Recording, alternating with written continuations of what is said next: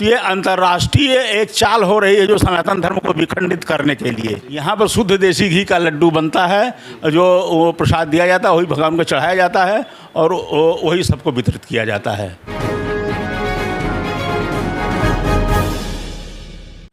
तिरुपति जी के महाप्रसाद में मिलावट की बात सामने आई है, मिलावट की पुष्टि भी हो गई है। महाप्रसाद में जानवरों की चर्बी वो मछली के तेल का प्रयोग किया जाता था और इस बात को लेकर के पूरे देश में सियासत तेज हो गई है। साधु संतों में भारी आक्रोश देखने को मिल रहा है। जो सनातन धर्म को मानने वाले हैं, जो सनातनी हैं, उनमें भी काफ़ी आक्रोश देखने को मिल रहा है। इतना बड़ा हिंदू आस्था के साथ खिलवाड़ किया जा रहा था, इसको लेकर के हम आज बेतिया हाता स्थित हनुमान मंदिर पे आए हैं। आइए यहाँ के मुख्य पुजारी से बात करते हैं कि इस मामले को लेकर के उनके क्या विचार हैं और उनके क्या राय हैं। महाराज जी, बालाजी के महाप्रसाद के लड्डू में जानवर की चर्बी और मछली के तेल का मिश्रण पाया गया है, इस पर आपकी क्या विचार है? ये सनातन धर्म के प्रति महान आघात किया जा रहा है। ये आस्था लेकर के जो पूरे संसार के लोग आते हैं, जो बालाजी का दर्शन करने जाते हैं और महाप्रसाद को बहुत आदर भाव से स्वीकार करते हैं, परंतु उनके आत्मा को इतना आघात लगा है कि पूरा समाज आहत है इससे।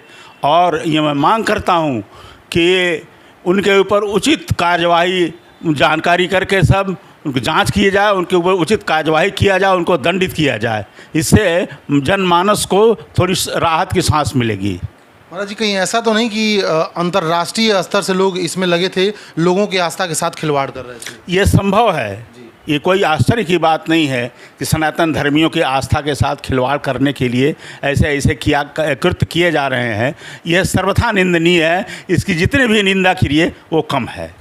महाराज जी, जब अयोध्या जी में प्रभु श्री राम का प्राण प्रतिष्ठा हुआ था तो 1 लाख लड्डू वहाँ से बन करके आए थे, तो क्या लगता है कि वो भी दूषित प्रसाद रहा होगा?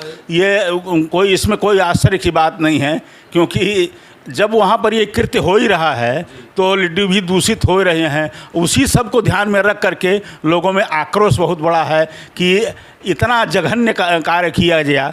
लोग क्या पवित्र आस्था को लेकर के वहाँ पर जाते हैं और दर्शन करते हैं, घंटों घंटों लाइन में लगते हैं, लेकिन इसको सुनने के बाद तो लोगों में बड़ा ही आक्रोश है और इस पर कार्रवाई होनी ही चाहिए। और जो लोग महाराज जी वहाँ दर्शन के लिए जा चुके हैं, जो उस प्रसाद को पा चुके हैं, उनके अंदर भी भारी दुख है और वो भी क्रोश में है, काफ़ी आक्रोश देखने को मिल रहा है। तो ऐसे अपराधियों के लिए महाराज जी कौन सी सज़ा होनी चाहिए? उनको तो मृत्युदंड होना चाहिए, अगर नहीं मृत्युदंड तो उनको आजीवन कारावास की सज़ा होनी चाहिए। अयोध्या जी के संत लोग भी जो अपराधी हैं या जो दोषी हैं, जो ये जघन्य अपराध कर रहे थे, महाप्रसाद में ये दूषित कर रहे थे, उनके लिए सूली पे लटकाने की मांग की जा रही है। इससे कितना? बिल्कुल, इसमें कोई दो राय नहीं, ये सही है और इस तरह का कार्य होना चाहिए। और जो भी इसको प्रसाद को ग्रहण किए होंगे या कर रहे हैं, उनको अब अपने पवित्रता के लिए पंचगव्य का प्राशन करके अपनी आत्मा को शुद्ध करना चाहिए। जी महाराज जी, इस तरह से आस्था के साथ खिलवाड़ होना, लोगों का विश्वास उठता जा रहा है कि इस पे लोग विश्वास करें, क्योंकि जिस भी मंदिर में लोग जाते हैं वहाँ से प्रसाद जरूर मिलता है। तो ये अंतर्राष्ट्रीय एक चाल हो रही है जो सनातन धर्म को विखंडित करने के लिए।